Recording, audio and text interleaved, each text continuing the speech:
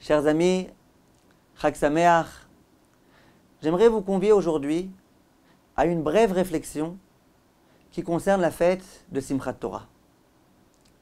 Et vous allez voir qu'il y a une des idées qui va nous accompagner durant la fête de Simchat Torah et qui est véritablement de première importance. Le jour de Simchat Torah, il y a une coutume dans toutes les communautés du monde entier qui consiste à faire monter à la Torah toutes les personnes qui se trouvent à la synagogue. Dans une synagogue dans laquelle il y a 200 personnes, on fait monter à la Torah le jour de Simchat Torah les 200 personnes. Quelquefois d'ailleurs c'est un petit peu long. Quelquefois on aurait d'ailleurs préféré peut-être qu'on ne fasse monter que quelques personnes comme d'habitude, 5 personnes et puis c'est fini. Ça prend parfois beaucoup de temps. Mais c'est une coutume à laquelle on ne renonce jamais. Et a priori, il pourrait y avoir une question qui s'impose. Laquelle? Ce jour-là, on vient célébrer la clôture de la lecture de la Torah. Durant toute l'année, on a lu la Torah, on l'a étudiée, on l'a méditée. Enfin, on va à présent terminer cette étude-là. Et c'est ce qu'on célèbre le jour de Simchat Torah. A priori, si vous me demandiez à moi, qui est-ce qu'il faut faire monter à la Torah ce jour-là? Je vous aurais dit, eh bien venez, on fait monter les plus grands rabbanim, les plus grands talmidei chachamim, les personnes qui se sont vraiment investies durant toute l'année à l'étude de la Torah.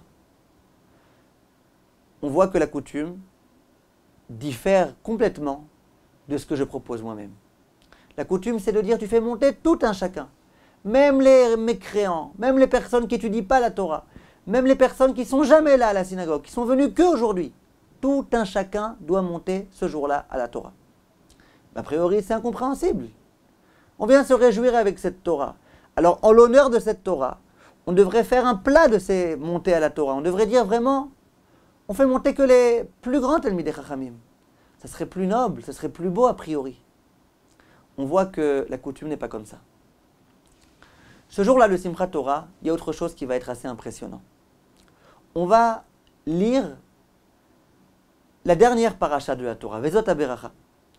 Et au moment où on va terminer cette paracha-là, on va lire les quelques dernières lignes de la Torah. Je ne sais pas si vous avez déjà vu, chers amis, les quelques dernières lignes du Sefer Torah, mais elles sont vraiment vertigineuses.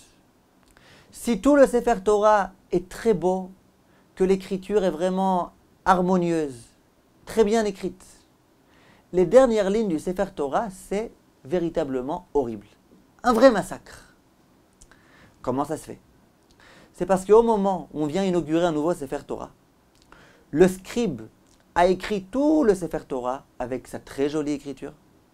Et à la fin, les quelques derniers mots ne sont pas écrits par le scribe lui-même.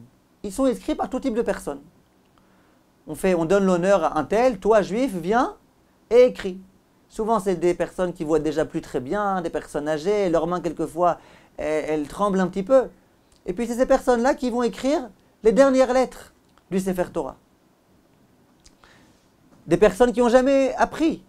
Alors en général, le scribe, avec un crayon, il met d'abord un petit peu, là, il dessine la lettre, et ensuite la personne, elle doit compléter un petit peu ce qui est écrit.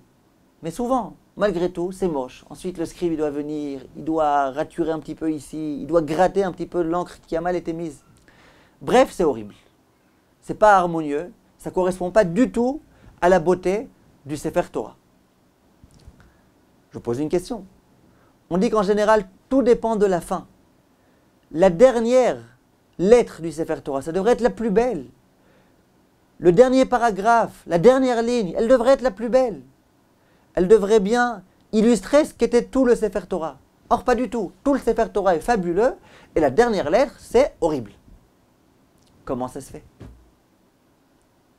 Incompréhensible.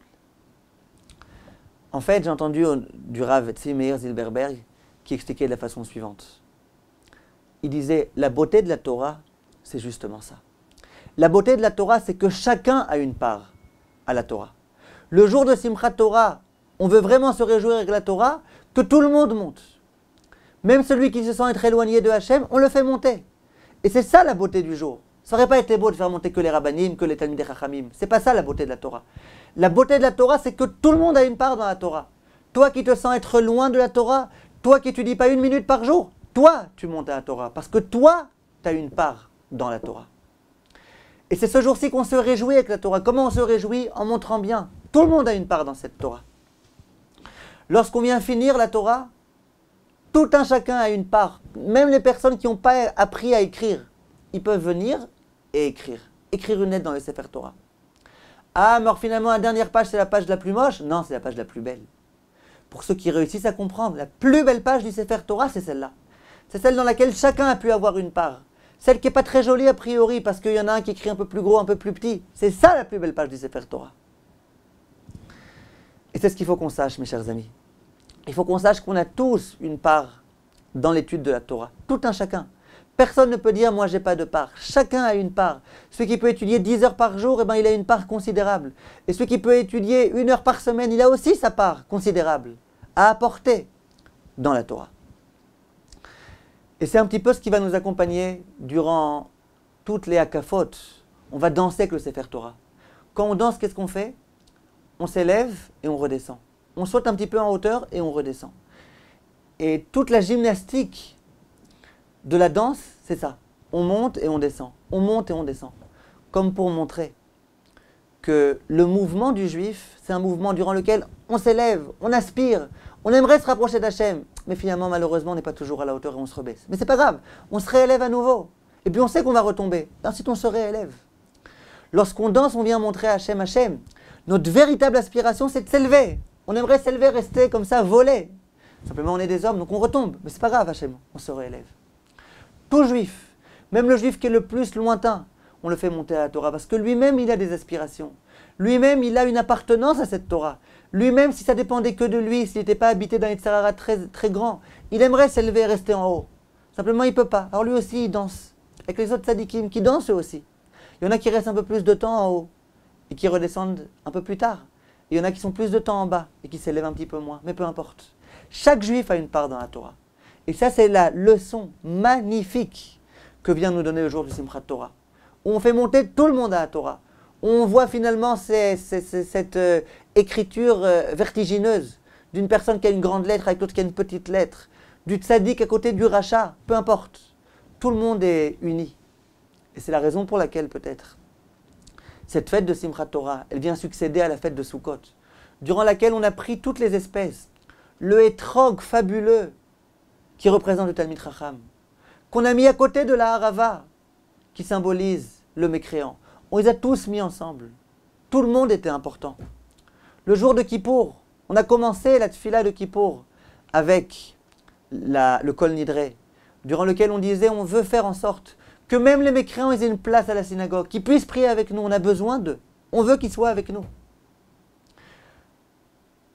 Cette magnifique dimension-là, qui est celle du rassemblement du peuple juif, qui est celle de l'union du peuple juif, cette union qui fait la force, elle nous accompagne depuis Yom Kippour jusqu'à Simchat Torah.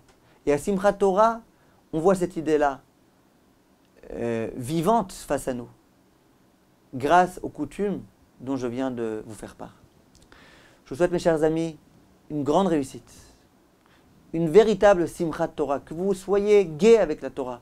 Je sais que certains d'entre vous vont se dire « Comment je peux être gai? J'ai fait tellement de Haverot, je me sens tellement loin de la Torah. » Il n'y a pas de loin.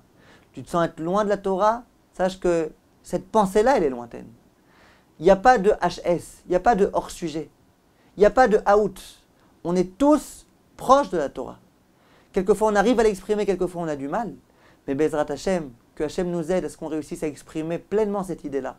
Et que grâce à cette joie de la Torah, on réussisse à prendre cette joie avec nous et à rester toujours extrêmement gais. Tous ensemble, tous les juifs ensemble. Kol Tov, mes chers amis, et Chag Sameach. Au revoir.